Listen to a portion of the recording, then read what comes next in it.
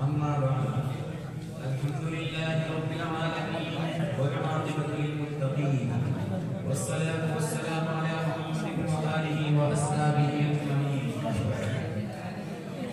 فأعوذ بالله من الشيطان الرجيم. بسم الله الرحمن الرحيم. وإذا قيل لهم لا تفسدوا في الأرض قالوا إنما نحن مصلحون. برادران اسلام اور عزیزان ملت، اس وقت ہم جن حالات سے گزر رہے ہیں اور ہمارے ملک کے اندر جو گرم ہوائیں چل رہی ہیں اور ان گرم ہواؤں کی وجہ سے امت کا ہر انسان پسینے سے سیراب ہو رہے ہیں، حیران اور پریشان ہے. عزیزان ملت، حالات مسلمانوں کو توڑنے کے لیے نہیں بلکہ مسلمانوں کو جوڑ کر طاقتور بنانے کے لیے آیا کرتے ہیں. منافق اور کفار حالات سے گھبرا جاتے ہیں اور مسلمان حالات کے سامنے ڈٹ کر کھڑے ہو کر اللہ سے مدد کی فریاد کرتے ہیں. زندہ قومیں تدبیریں اختیار کیا کرتی ہیں اور مردہ قومیں صرف شکایت کیا کرتی ہیں. مسلمانوں، حسد کی راہوں پر نہیں، کمپٹیشن اور مقابلے کی راہوں پر چلنا سیکھو. جس بچے کو اس کے ماں باپ گود سے نہ اٹھائے وہ 10 سال میں بھی چلنا نہیں سیکھتا. بعض اپنے پرندے کو پہاڑوں سے گراتا ہے تاکہ یہ اڑ کر شکار کرنا سیکھ لے. میری قوم کے لوگوں، یہ حالات اللہ کی طرف سے آئے ہیں ہمیں بہادر بنانے، ہمیں زندہ قوم بنانے کے لیے، تاکہ ہم اپنی زندگیوں کا ثبوت دے سکیں. عزیزان ملت، زندہ قومیں پرواز کرتی ہیں اور فریاد بھی صرف اللہ سے کرتی ہے، کسی اور سے نہیں کیا کرتی. یاد رکھنا عزیزان ملت، اگر کبوتر کے پر قطر دیے جائے تو بلی بھی شکار کر لیا کرتی ہے، اور اگر پر درست ہو تو شیر بھی اس کو پکڑنے کی ہمت نہیں ہوا کرتی. اپنے پروں کو، اپنے حوصلوں کو پرندے اپنے پروں کے پھروں سے اڑا کرتے ہیں اور مومن اللہ کے فضل اور حوصلوں کے سہارے چلا کرتے ہیں. ہندوستانی مسلمانوں، نہ کل آپ مایوس تھے اور نہ آج آپ مایوس تھے، اس لیے کہ مایوس وہ ہوا کرتے ہیں جن کی نگاہیں اللہ کے سامنے اللہ پر نہیں ہوا کرتی. لا تقنطوا من رحمت اللہ، اللہ کی رحمت سے مایوس نہ ہو مسلمانوں. ملکوں کی حکومتیں بدلا کرتی ہے، کائنات کا خدا نہیں بدلا کرتا، اور ہم تو ایک خدا پر یقین رکھنے والی قوم ہے. ہاں، ہمیں سزائیں اس بات پر مل رہی ہے کہ ہم نے کام کرنے کے وقت کو سو کر گزارا کیا. اس بات کی تو سزا ملے. دیکھو، 2 آدمی کشتی میں جا رہے ہیں، ایک مسلمان ہے اور ایک یہودی ہے. دریا میں کشتی ڈاباڈول ہونے لگی، ڈوبنے لگی. مسلمان نے بھی اللہ سے فریاد کی، یہودی نے بھی اللہ سے فریاد کی. دونوں نے کہا کہ ہمیں بچا لے، ہمیں بچا لے. کشتی پانی میں ڈوب گئی، دونوں پانی میں ڈوب گئے. اب بتائیے، دعا تو دونوں کر رہے تھے، بچے گا؟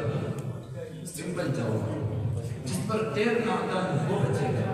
مسلمانوں، ندی کہتی ہے پکار کر، پانی کہتا ہے پکار کر، مجھ میں اترنے کی ہمت کبھی کرنا جب تیرنا آتا ہو. کیونکہ ہمارے پاس رحم نہیں ہے، ہمارے پاس اصول اور ضابطے ہیں. اگر تیرنا آتا ہے تو میرا سینہ چیر کر پار ہو جاؤ، اور اگر تیرنا نہیں آتا تو میرے پانی میں ڈوب کر مر جاؤ.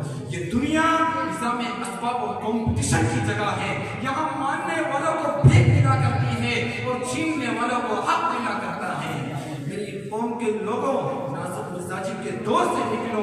میرے پاس ایسے جملے ہیں، میرے پاس ایسے اشعار ہیں جو میں بول کر آپ کو واہ واہ کرنے پر مجبور کر دوں، مگر میں ایسی بات نہیں کرنا چاہتا.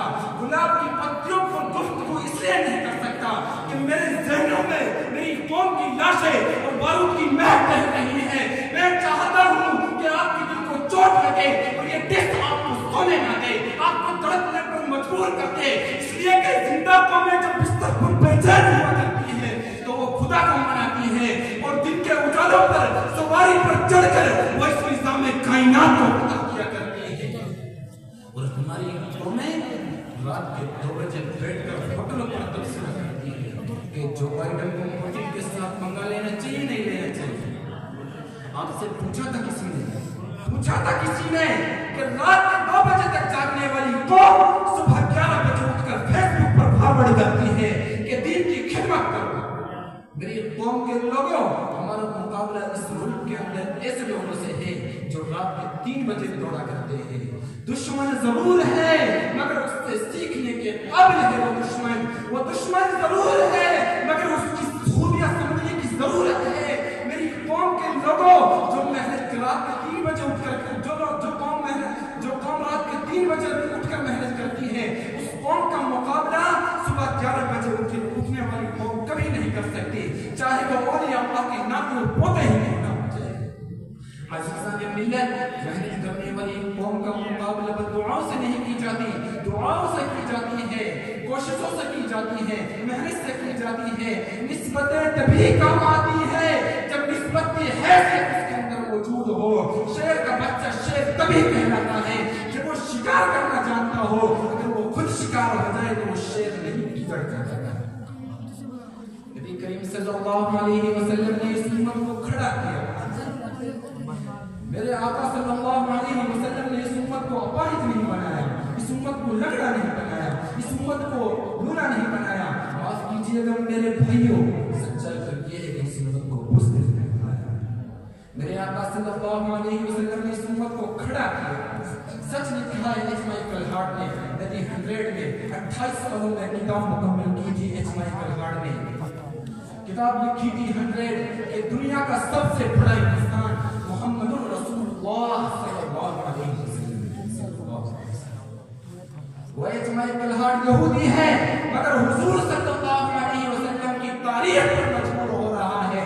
خوبی تو وہی ہے جو دشمن کے سر چڑھ کر بولے, خوبی تو وہی ہے جس کا اقرار دشمن کے کرنے پر مجبور ہو جائے. ایچ مائیکل ہارٹ نے کہا تھا کہ میرا جی چاہتا ہے کہ میں پہلے کسی اور کو نمبر دے دوں مگر ایسا لگتا ہے کہ قلم سے آواز آ رہی ہے. وہ ایچ مائیکل ہارٹ تیرا جی چاہے جس کو نمبر دے دے مگر یاد رکھنا اگر بات تو انصاف کی کرتا ہے, اگر بات تو دیانتداری کی کرتا ہے, اگر بات تو کریکٹر اور امیج کی کرتا ہے تو خدا کی قسم محمد مصطفیٰ صلی اللہ علیہ وسلم سے پہلا نمبر کسی اور کا نہیں ہے. حضور صلی اللہ علیہ وسلم نے اس دنیا کے سامنے اپنی ذات کو رکھنے سے پہلے اپنا کریکٹر سامنے رکھا. دین کو پیش کرنے سے پہلے, دعوت دین کو پیش کرنے سے قبل حضور صلی اللہ علیہ وسلم نے نبوت سے پہلے اپنا کریکٹر سامنے رکھا. عزیزان ملت, حضور صلی اللہ علیہ وسلم کو نبوت ملی ہے عمر کے 40 کے حصے میں. نماز آئی نبوت کے بعد, روزہ آیا نبوت کے بعد, حج کے احکام آئے نبوت کے بعد, پوری شریعت آئی نبوت کے بعد. تو جب سارا اسلام نبوت کے بعد ہے تو حضور نبوت سے پہلے اور 40 سال پہلے مکے کے اندر کیا کر رہے تھے؟ یہ سوال قابل غور ہے. سارا کام محمد رسول اللہ صلی اللہ علیہ وسلم نے نبوت کے بعد کیا تو آپ کے اور ہمارے پیارے جناب رسول اللہ صلی اللہ علیہ وسلم 40 سال کیا کر رہے تھے؟ 40 سال کوئی معمولی عرصہ نہیں ہوتا, بعض لوگوں کی زندگیاں تمام ہوتی ہے. اور آج کل تو 40 سالوں میں نہ جانے کتنے گھاٹ کے لوگ پانی پیا کرتے ہیں. تو حضور صلی اللہ علیہ وسلم 40 سالوں تک کیا صرف بیٹھے ہوئے تھے؟ دنیا جانتی نہیں تھی کہ آپ نبی ہیں, دنیا جانتی نہیں تھی کہ آپ اللہ کے آخری نبی ہونے والے ہیں, دنیا پہچانتی نہیں تھی کہ آپ نے 40 سالوں تک کیا کیا.